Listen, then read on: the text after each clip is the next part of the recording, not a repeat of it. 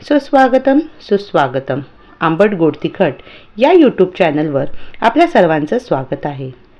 तुम्हा सर्वांनाच माहिती आहे, श्रावण मास चालू झाला आहे आणि आपण या दरम्यान श्रावणात बनवण्यात येणाऱ्या रुचकर मेजवानी सोप्या पद्धतीने कशा बनवायच्या त्या शिकणार आहोत. चला मग मित्रांनो, पाहूया झटपट असा मिल्क पेढा कसा बनवायचा ते. त्याच्यासाठी आपल्याला लागणारं साहित्य आहे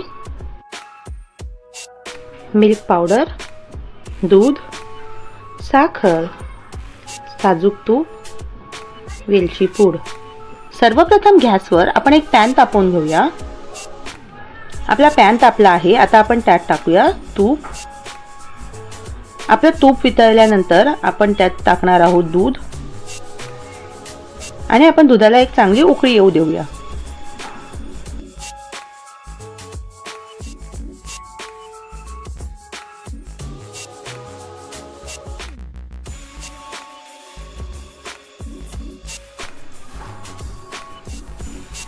पहा, दुधाला आता उकळी येत आहे. आता आपण त्यात टाकणार आहोत साखर. साखर ही तुमच्या आवडीनुसार घ्यायची आहे. तुम्हाला जर मिल्क पेढा कमी गोड हवा असेल तर तुम्ही त्यात साखरेचं प्रमाण कमी जास्त करू शकता. आता आपण साखर विरघळेपर्यंत हे मिश्रण व्यवस्थित असं तापवून घेऊया.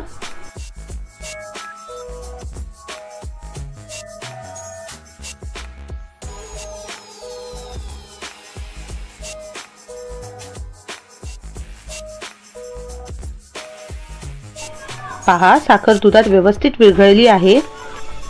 आता आपण ह्यात टाकूया मिल्क पावडर. मिल्क पावडर आणि दूध व्यवस्थित असं मिक्स करून घेऊया.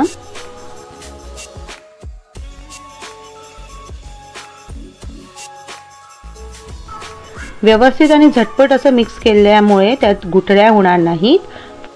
आता आपण ह्यात वेलची पूड सुद्धा ऍड करणार आहोत आणि सगळे जिन्नस एकत्रित करून घेऊया.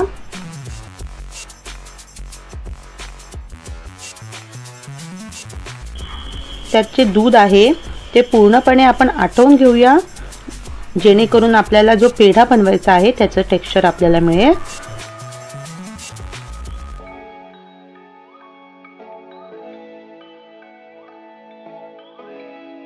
व्यवस्थित असा गोळा तयार झालेला आहे. आता मी ह्या गोळ्याला बटर पेपरवर काढते आणि हा गोळा थंड करून घेते. हा जो गोळा तयार झाला आहे त्याला आपण सेट होण्यासाठी कमीत कमी 2 तास फ्रीजमध्ये ठेवूया.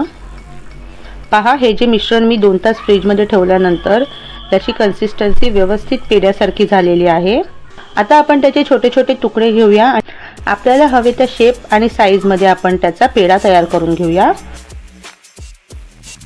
आणि त्याला डेकोरेट करूया. मी हा मिल्क पेढा बदामाने सजवत आहे. तुम्ही तुमच्या आवडीचा सुकामेवा वापरून त्याला सजवू शकता. चला, असेच आपण आपले बाकीचे मिल्क पेढे तयार करून घेऊया आणि त्याला सर्व करूया. तयार आहे आपला झटपट असा मिल्क पेढा. नक्की करा आणि आम्हाला कळवा कसा झाला आहे तो.